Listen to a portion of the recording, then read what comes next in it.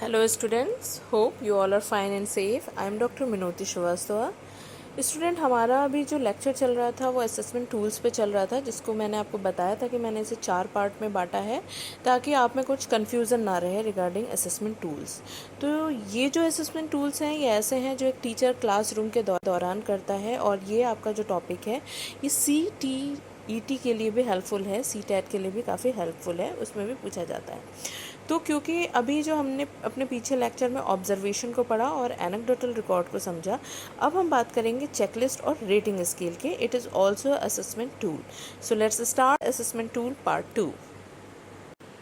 So student, checklist जो एक शब्द है, आई थिंक ये आप सब लोग ने सुन रखा होगा। सुना नहीं है तो कभी ना कभी आपने इसको फिल ज़रूर किया है, लेकिन क्योंकि उस समय हमें शायद ये पता नहीं था कि मैं चेकलिस्ट भर रहा हूँ या भर रही हूँ, तो it is very common thing जो कि हम बहुत ज़्यादा यूज़ करते हैं। और इसको मैं एक छोटे से एग्जाम्पल अपने घर में एक स्विच के माध्यम से देते हैं। जैसे कि हमारे घर में स्विच होते हैं, जब हमें कोई चीज़ ऑन करनी होती है तो हम स्विच को नीचे प्रेस करते हैं, ऑफ़ करनी होती है तो हम ऊपर प्रेस करते हैं, या तो वो चीज़ ऑन होगी या चीज़ वो ऑफ होगी। लाइक दैट चेकलिस्ट भी यस और नो का एक कॉम्बिनेशन होता है। यानी कि suppose you are checking some ability of any student, तो या तो वो एबिलिटी होगी या फिर वो एबिलिटी नहीं होगी। यस और नो का इसमें कॉम्बिनेशन होता है। सपोज़ अगर आपके क्लास में बच्चे हैं और आप उनमें एबिलिटी जानना चाहते हो कि दे कैन डांस और नॉट, अगर वो डांस कर सकते हैं या नहीं कर सकते हैं, तो या तो वो कर सकते होंगे या फिर वो नहीं कर सकते, तो टिक या क्रॉस इसके माध्यम से इसमें करते हैं। नीचे आप इसमें एक इमेज भी देख रहे हो जिसमें कुछ स्किल्स दी गई हैं, या तो वो प्लस होगा या फिर वो माइनस होगा। तो यूजुअली ये ऑफर करता है a yes and no format in relation to student demonstration of specific criteria. जैसा कि अभी मैंने आपको एग्जांपल दिया, this is similar to a light switch, the light is either on or of.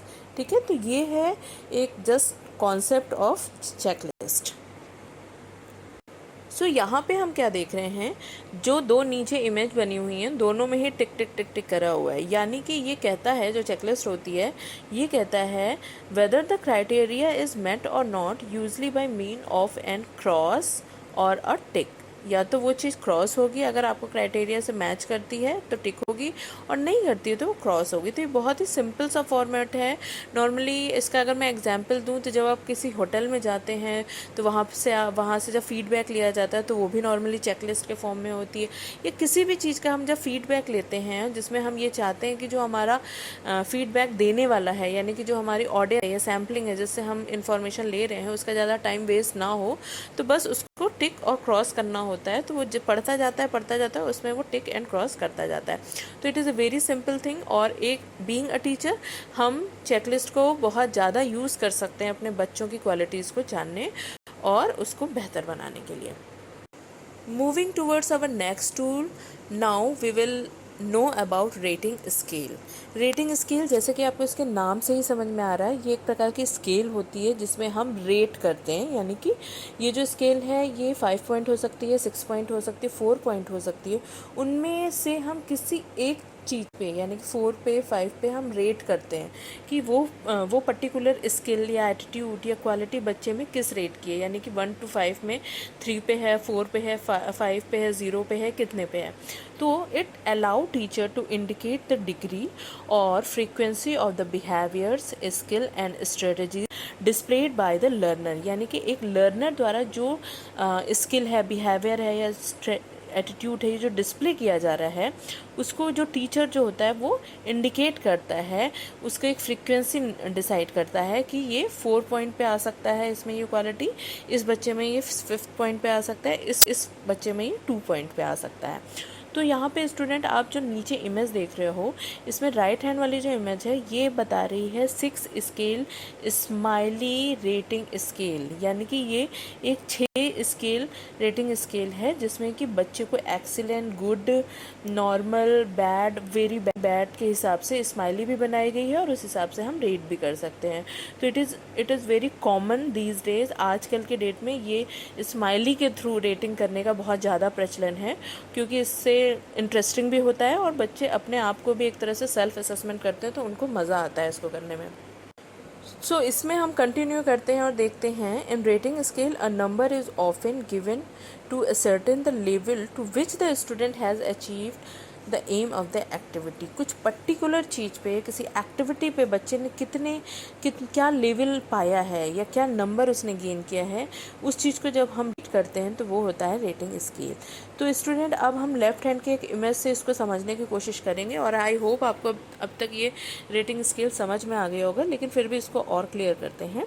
जैसे कि आपको लेफ्ट हैंड की जो इमेज दिख रही है वो एक क्वेश्चन है, प्लीज़ रेट योर एक्सपीरियंस। आप अपने एक्सपीरियंस को शो करिए। तो यहाँ पे आपको क्या दिख रहे हैं, 5 पॉइंट दिख रहे हैं, very poor, poor, okay, good और वेरी गुड। या तो और आपको करना क्या है कि पहले स्टेटमेंट पे यानी क्वालिटी ऑफ प्रोडक्ट पे किसी एक पे टिक करना है, किसी एक को रेट करना है। यानी कि सपोज़ आपने कोई चीज़ खाई तो उसकी क्वालिटी क्या थी, तो आपको अच्छा लगा तो आप गुड करोगे, बहुत अच्छे वेरी गुड करोगे।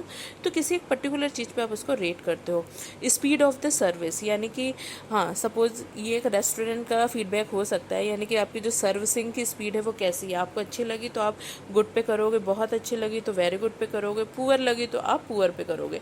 तो इस हिसाब से आप रेट करोगे। फिर पार्किंग स्पेस आपको मिला नहीं मिला, पार्किंग फिजिबल है या नहीं है, इस चीज़ पे आप करोगे। फिर क्लीननेस यानी कि जो प्रोडक्ट आ रहा है या जो भी आपके सामने सामान आ रहा है उसमें क्लीननेस है या नहीं है। तो it is just individual differences. एक रेटिंग स्केल पे लोगों के अलग अलग राय हो सकती है और it is also very good tool when we are teaching in a classroom. तो हमें अपने बच्चों को कुछ सर्टेन पॉइंट्स पे अगर रेट करना है तो ये बहुत ही सक्सेसफुल है। सो स्टूडेंट, आई होप आपको रेटिंग स्केल का कॉन्सेप्ट समझ में आया होगा और इसके साथ ही साथ चेकलिस्ट भी क्लियर हुई होगी। ये दोनों ही काफ़ी कुछ सिमिलर टाइप के लगते हैं बट देयर इज़ डिफरेंस। तो फिर भी अगर आपको इन दोनों ही टूल के रिगार्डिंग अगर कोई कन्फ्यूज़न है तो again you can ask me freely. And yes, अगर आपको मेरा ये लेक्चर और चैनल पसंद आ रहा है तो प्लीज़ इसे लाइक एंड सब्सक्राइब करिए। And thank you so much.